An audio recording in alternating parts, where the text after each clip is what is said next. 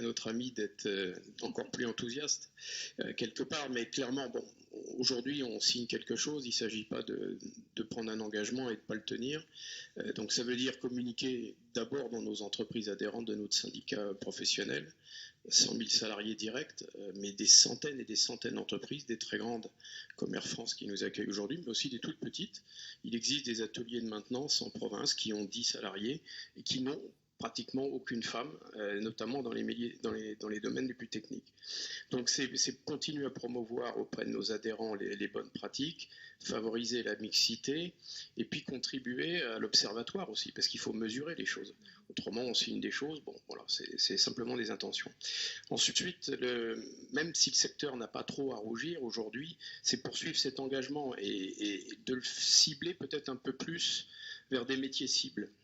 Que l'on veut féminiser. On a évoqué tout à l'heure en particulier le déficit dans les filières, on se répète un peu, mais dans les filières techniques, navigants techniques, au sol, et là-dessus, c'est quelque chose qu'on doit continuer à promotionner, à travailler, à travers des exemples, à travers des promotions internes qu'on peut faire dans nos entreprises, auprès de l'éducation nationale, parce que là aussi, les vocations, c'est au début.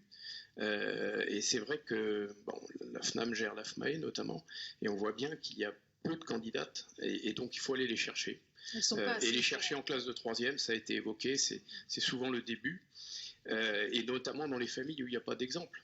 On l'a dit suffisamment tout à l'heure. Donc notre devoir, c'est de travailler au quotidien tout ça avec les moyens qui sont les nôtres, partager ces bonnes pratiques dans les entreprises, les institutions, lutter contre les stéréotypes, parce que véritablement, là, c'est l'aspect culturel, valoriser les parcours, les carrières. Bon, ce sont des choses que l'on connaît, ce sont des outils dans la boîte à outils des entreprises.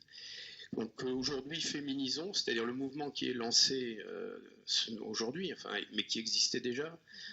L'Avion des métiers, qui est au Bourget depuis des années, promotionnait déjà les filières féminines, enfin pour les femmes.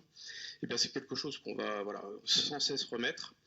Les vidéos, démontrant les métiers au quotidien, les témoignages, je crois que il faut travailler tous ces détails de communication, toutes ces boîtes à outils.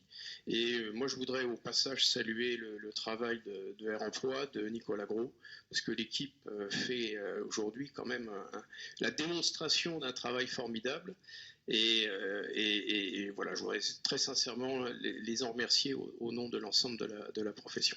Je pense qu'on peut les